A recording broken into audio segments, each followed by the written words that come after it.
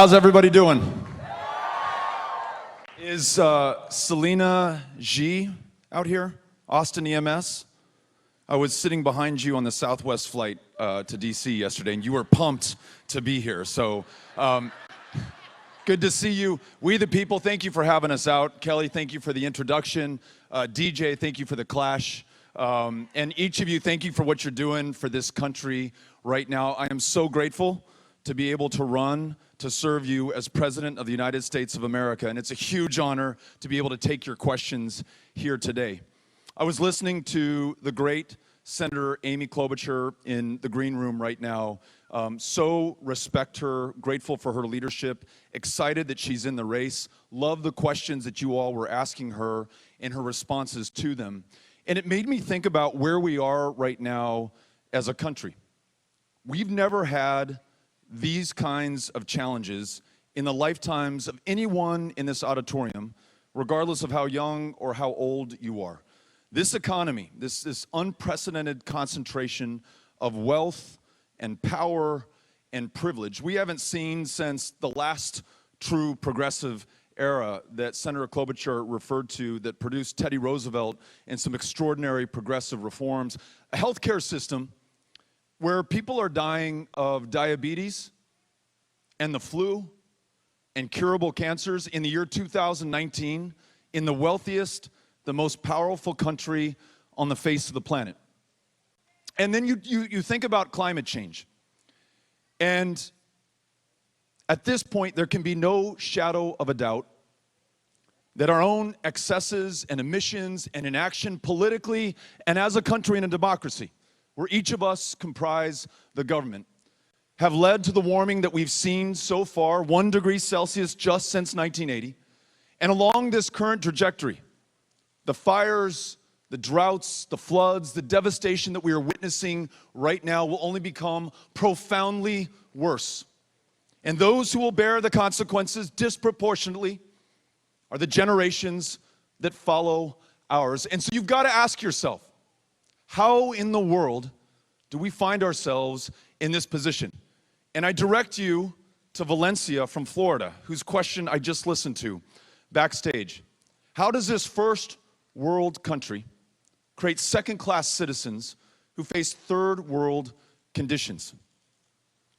Let me take you to the state of Texas, where I just spent the last 2 years campaigning to serve that state in the United States Senate, with the help of many who are here in this room. So thank you if you were part of that campaign. I think I hear Claude. So a couple of things just to set the stage. Texas has been successful in shutting down nearly half of the family planning clinics in our state, exacerbating a maternal mortality crisis 3 times as deadly for women of color. Texas, ground zero for a schoolhouse to jailhouse pipeline that begins not in high school, disproportionately for children of color, but at 5 years old in the kindergarten classroom, where if you are a child of color, 5 times as likely to be disciplined or suspended or expelled as a white kid in the same classroom. In Texas, nearly 50%, half of school teachers, educators, are working a second or a third job just to make ends meet. When you would agree with me that their most important job is that child in front of them, whose lifelong love of learning, once unlocked, will make that kid and this country, by extension, unstoppable. Climate change, check out Houston, Texas. 58 inches of rain fell from the sky, the landfall record for as long as we've been keeping records in the United States of America. The third 500-year flood in just 5 years. Some homes and some homeowners had not finished repairing and rebuilding from the last flood before this mother of all floods hit them. We understand these challenges in Texas, and we also understand their connection to the question asked by Valencia, because we ranked 50th in the country in voter turnout. Not because we like our democracy any less than anyone else from any other state, but we were literally drawn that way. In 2017, the courts found that our state legislature had drawn people out of a congressional district Therefore, a reason to vote. Therefore, their very democracy, solely based on the color of their skin, their country of national origin. Two predictable results.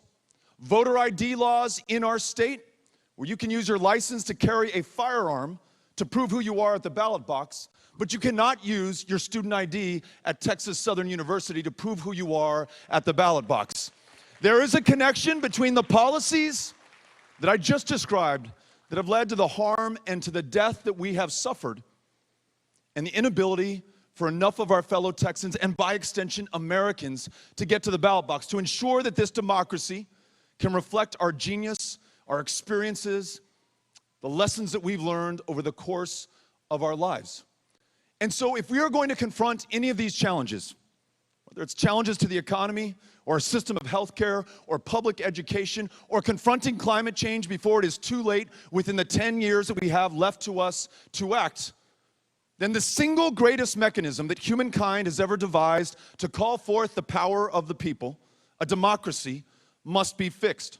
That's why, as president, I will sign into law a new Voting Rights Act, so every single citizen can vote and every single vote is counted. We will end the practice of members of Congress choosing their own voters. No more gerrymandering in the United States, racial, political, or otherwise. We're going to get big money out of politics. No PACs, no corporations. And if we need a constitutional amendment to show that corporations are not people, and money is not speech, and corporations cannot spend unlimited amounts, then so be it. And in every single state of this country, same-day voter registration and automatic voter registration, so that we bring everyone into our democracy. It is the only way that this country will be up to this moment, to this set of challenges, and so that we can tell our kids, or so that they can look back on us with pride instead of disappointment. And when we face this moment of all moments, we were up to the test, and we brought this country together. Anything of any success that I've been part of has involved bringing people together. As a member of Congress, 6 years in the minority, every major piece of legislation that we were a part of came from a town hall meeting just like this. Expanding mental health care for veterans, somebody stood up and had the idea. American Families United Act, to make sure that those who were barred from re-entering the United States for a technical violation of immigration law, a bill that we were able to introduce with a Republican colleague, came from a meeting just like this.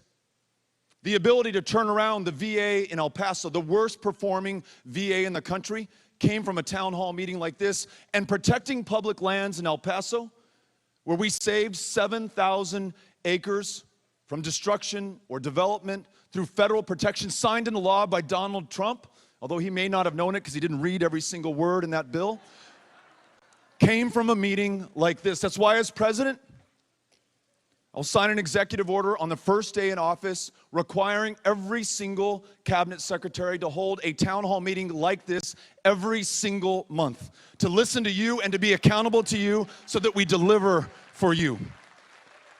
Democracy is what we need if this country is going to make it. So thank you for having me out here today. Looking forward to answering your questions. And again, grateful for the invitation to be here. Thank you.